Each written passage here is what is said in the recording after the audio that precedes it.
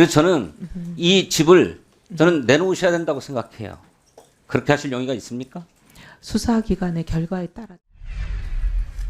원펜타스 문제 관련해서 묻겠습니다. 어디까지 할까요? 후보자의 장남이 2023년 7월 달에 유학을 마치고 돌아와서 네. 2023년 8월에 대외정책연구원에 취업하지 않습니까? 네. 그래서 그게 연구원이 세종에 있기 때문에 세종에서 거주해야만 했죠. 그래서 장남에게 전셋집을 하나 얻어주지 않았습니까? 네. 그러면 거기에서 사실상 거주하고 출퇴근했던 거잖아요.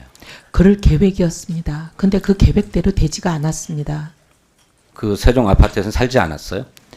뭐 아예 살지 않았던 건 아니지만 서울을 많이 왔다 갔다 했습니다. 예. 네. 그랬군요. 세탁하고 빨래 이런 걸 혼자 하기가 좀 힘들었다고 합니다. 글쎄 세탁 빨래를 그렇게 매일같이 했나 보죠? 아니, 반포에 올라와서. 그렇지는 않은데 이제 식사도 어렵고 여러 가지 어렵다 보니 네. 그리고 그땐 또 결혼 준비하는 것 때문에 서울에 거의 있었습니다. 네. 많이 오갈 수는 있었겠죠. 네, 네. 근데 이제 세종에 네.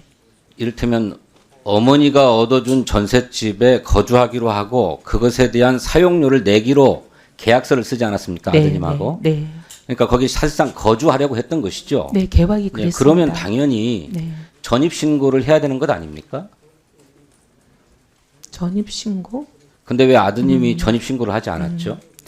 글쎄 그거는 저희가 그때 이제 아들은 직장을 좀 옮길 계획이 있었습니다. 서울로 다시.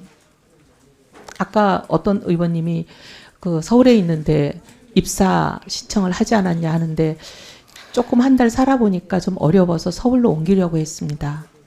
그래서 전입신고를 하지 않고 그냥 세종에 있는 직장에 계속 다닌 거군요.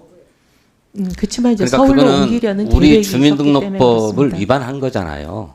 네? 사실상 거주하는 곳에 주민등록을 하라고 하는 것이 우리 주민등록법의 규정이지 않습니까? 근데 의원님 이렇게 말씀드리면 어떨지 예, 뭐 모르겠습니다. 구태여 변명이 안 될 것 같아요. 아니요. 명백하게 네. 주민등록법 위반인데 어쨌든 그런 사정을 이용해서 후보자께서는 주택 청약을 했어요. 그러죠?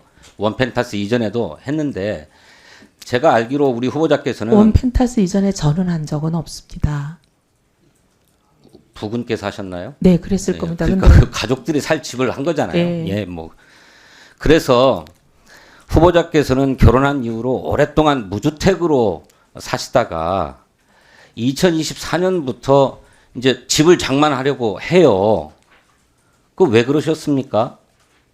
그 동안에 집을 사려면 얼마든지 살 수 있는 경제력이 있었잖아요. 그런데 구태여 주택을 사려고 하거나 청약하려거나 하지 않다가 2024년에 그렇게 하세요. 왜 그랬어요? 제가 2024년 총선 끝나고 실은 정치에 대해서 이제 많은 생각이 들어서 그때 사실 정치를 접을 마음을 어느 정도 가지고 있었습니다. 총선에 낙선해보고 앞으로 여러 가지 고민을 해봤을 때 그때 이제 제가 정치를 좀 그만둘 생각을 마음에 가지고 있었습니다.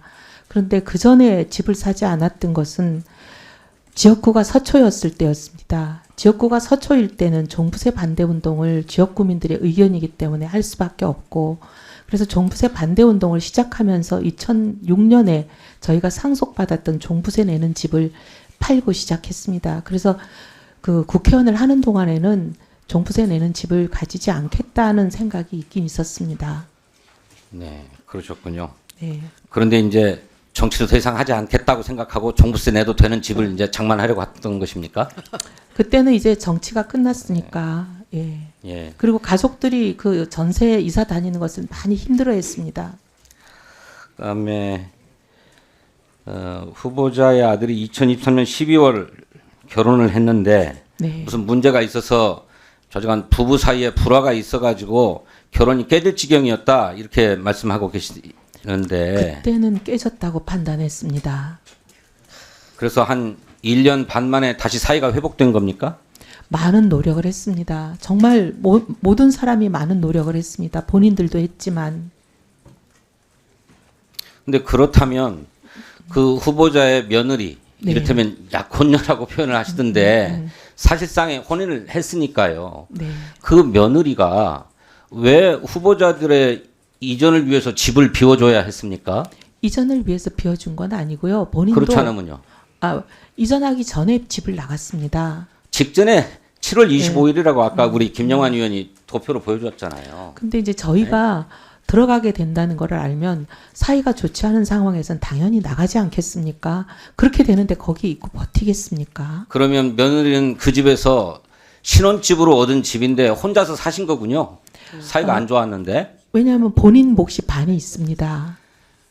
그 본인 몫의 절반 중에 일부는 시아버지로부터 빌린 돈 아니었습니까? 네, 맞습니다. 그래서 그러니까 그 자꾸 빌린 50% 지분이라고 얘기하지 마세요. 우리가 볼 때는 돈이 많은 집안이라서 그런지 몰라도 좀 이해가 안 돼요. 그런데 어쨌든 그 빌린 돈은 의원님 원펜타스 청약할 때 청약의 규칙에 네. 미혼인 자녀만 부양가족으로 인정되잖아요. 네, 근데 사실상 혼인을 올렸잖아요.